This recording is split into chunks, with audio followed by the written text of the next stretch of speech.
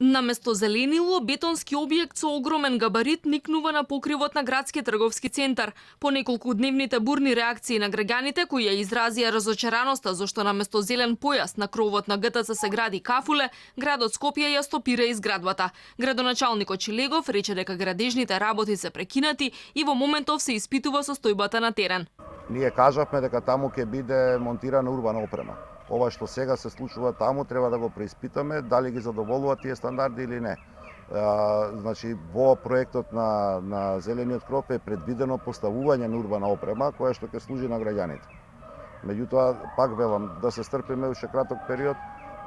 Сме во фаза на испитување на сите работи, чим ќе имаме било каков, многу набрзо ќе имаме било каков резултат од сите тие действија, благовремено ќе ве известиме. Кога го најави зелениот покрив на најстариот трговски центар во главниот град, Шилегов предвиде кафуле, но рече и дека ГТЦ и фирмата што ќе стопанисува со објектот ќе имаат обврска да го одржуваат зеленилото.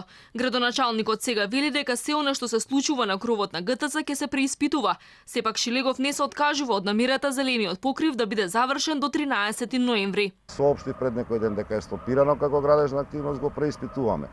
Чим ќе констатираме состојбата ќе ја разменам со јавноста, што е многу нормално и како што и секогаш правиме.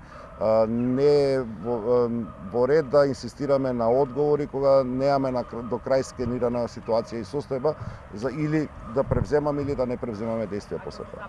Бурни реакции во јавноста изминатите денови имаше и за преименувањето на катната гаража Македонска фаланга. Вчера се отстранија буквите од името на објектот, а денеска градоначалникот уверува дека на овој потек се одлучил затоа што името не кореспондирало со Скопје. Дел од граѓаните на социјалните мрежи ова го оценија како акција со која македонскиот народ се само избришал од картата на народите.